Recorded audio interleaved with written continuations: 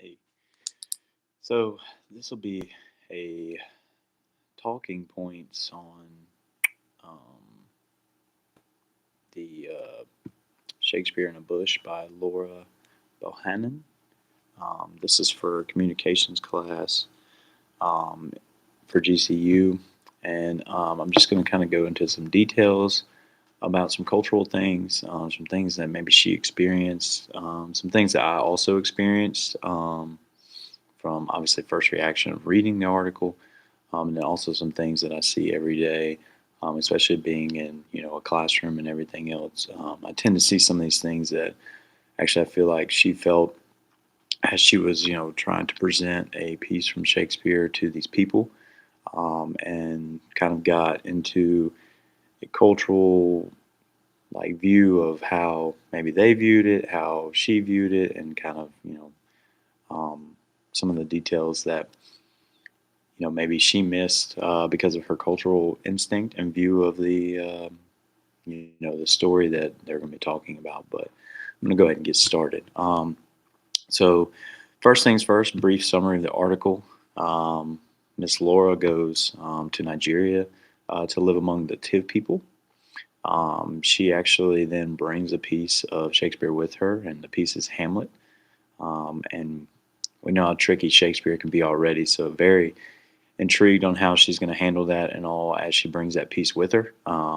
Just knowing from teaching a part of Shakespeare to eighth graders, I know how difficult that can be for them to get to understand that part of it.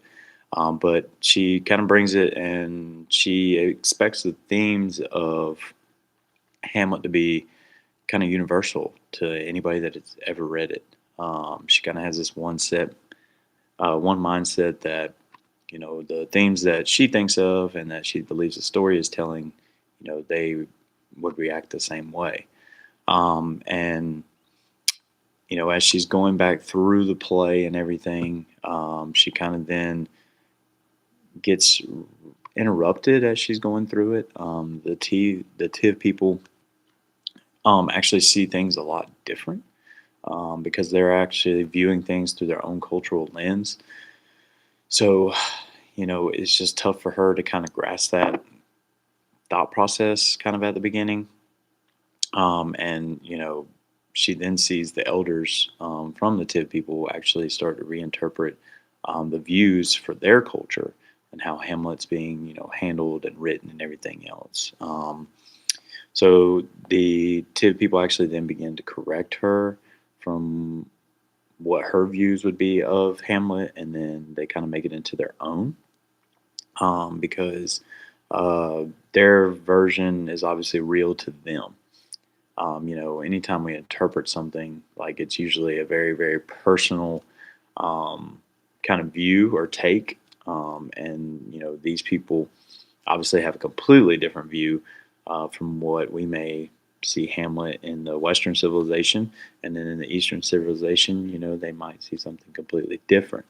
So that's kind of where we're at with that.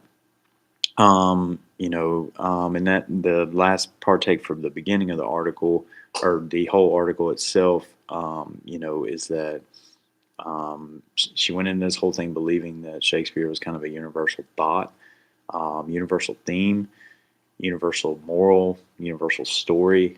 She thought everybody thought the same of Hamlet, and she quickly, then obviously learns that, it's not culturally universal as far as like the way that is shaped by the world. Obviously, everybody has kind of like a different view of kind of or interpretation of the way that they view the story. Um, excuse me. So, and then the way that works, one of the questions is how's the article shows worldview shaping meaning.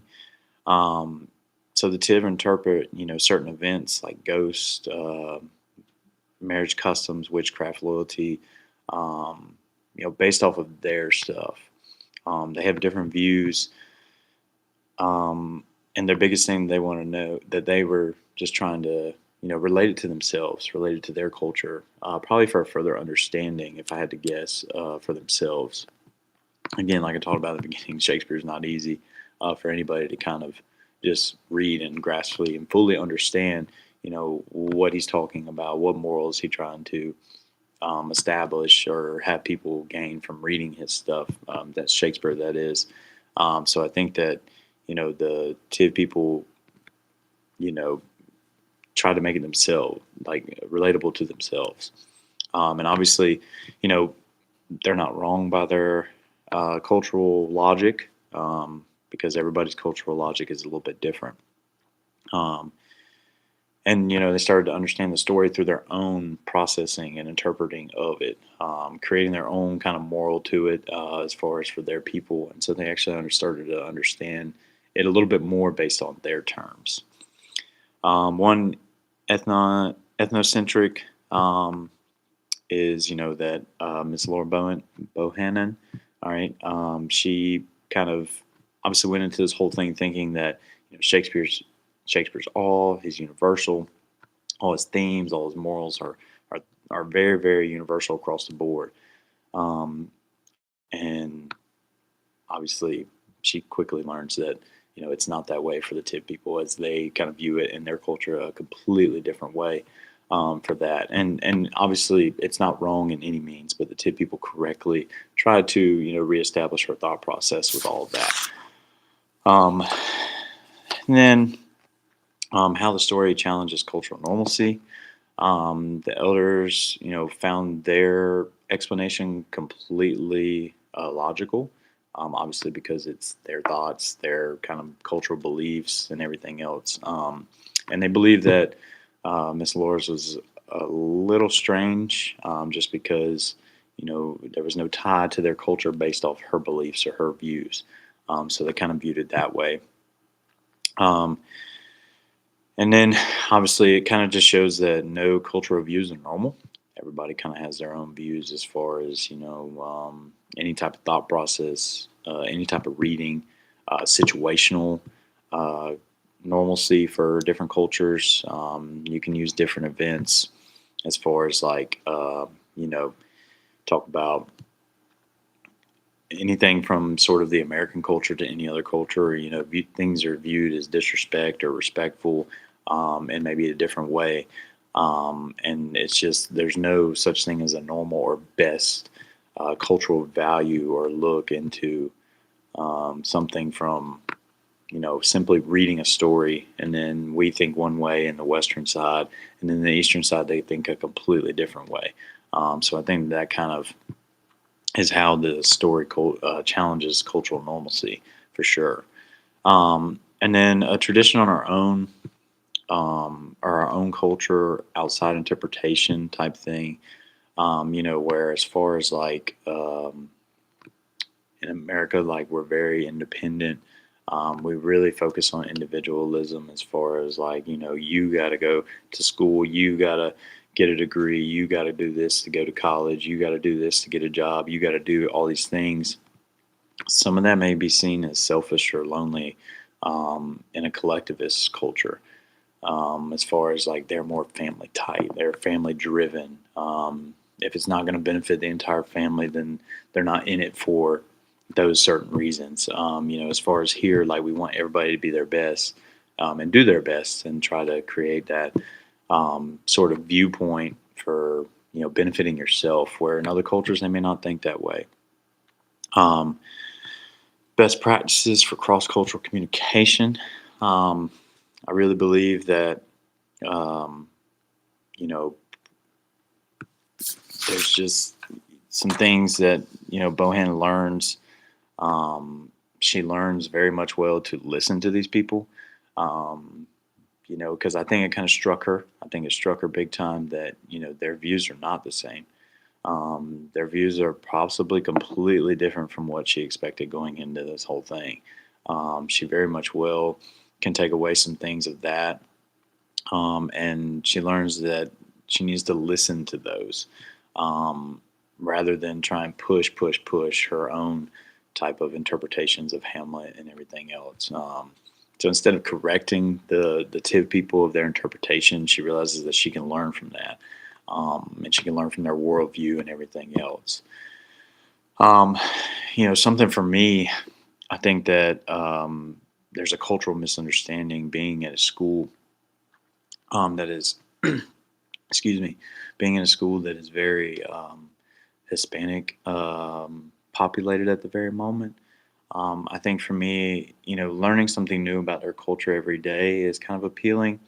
As far as little things, um, you know, to them, eye contact, is not a real big thing.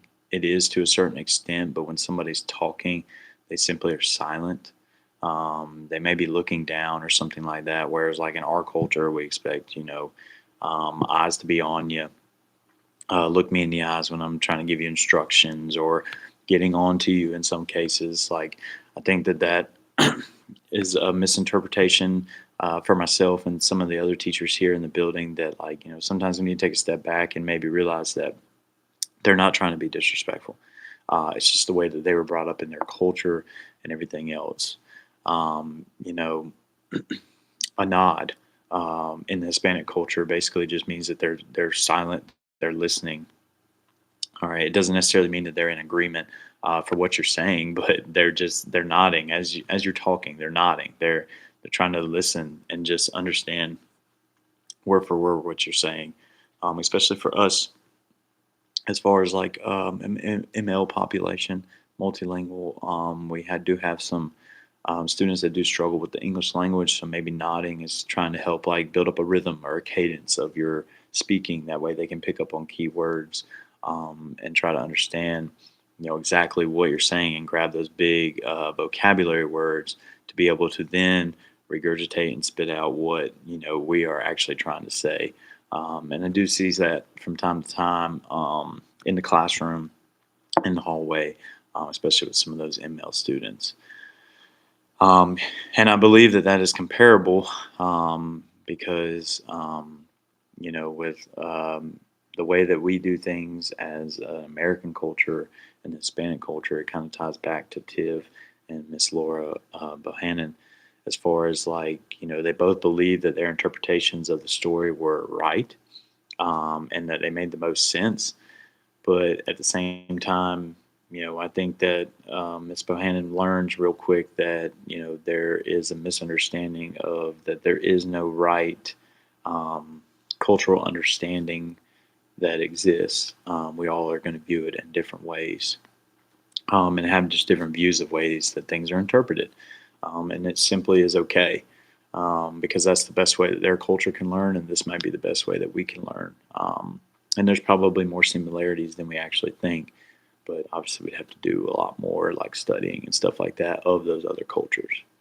And then my final takeaways, um, understanding that there's no neutral or universal type of, interpretation of anything. Understanding that everybody kind of does view things differently, whether that be simple things like saying thank you, saying no thank you, saying you're welcome, saying bless you, um, just day to day activities.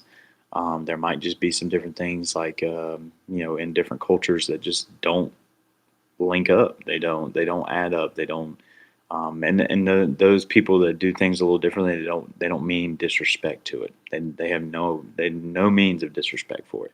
They're not trying to be that way. It's just how they were raised and how they were brought up, and it's their culture. And the same with us. Right? Why do we push our chairs in? Why do we, for the most part, sit at the dinner table with our families every night? Why do they sit at the dinner table with their families? Maybe their views are a little different. Maybe that's their one day of, maybe a Sunday evening, Sunday night, and that's their one way of obviously unraveling or planning for the week or doing something like that. And that's instinctively, excuse me, that is okay.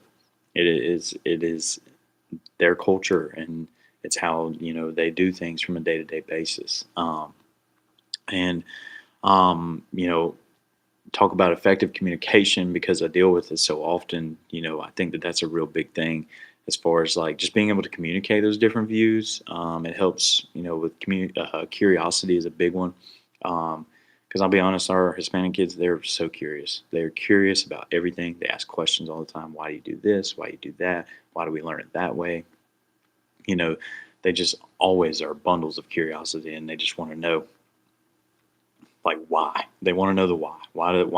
Does the American culture do things like that? And then, once they understand it, they either okay, that's fine, but I'm still going to kind of do it my way or our cultural way. But they just want to learn and kind of fit into a point, but they can really just want to learn and kind of understand those things. Um, but moral of the story, the story that um, I was talking about, obviously, we don't need to value, um, we don't need to put our cultural interpretation on a pedestal um, in front of everybody. I think that you do have things that you can believe in and be strong about, but also think that we need to hear out other cultures as far as interpreting things. Kind of just see where they stand, what they believe in, how they interpret different things. Again, like with Hamlet, the Tiv people kind of took that and made it their own based off of their cultural pastime, their cultural beliefs, their cultural stories, and they just interpret it in a different way. And I think finding out another person's perspective is very big, especially from a different culture. I think it can help you as far as like just understanding maybe some things in a little deeper meaning. But that is my summary slash talk about as far as with you know Shakespeare in a Bush by Laura Bohannan. Um, and I think that culturally, we just need to hear those people out as far as their interpretations and everything. It'll make us a better world altogether if we can understand. It's okay to have different views. You just have to respect those things as far as a culture. My name's William Towery, and this is my video.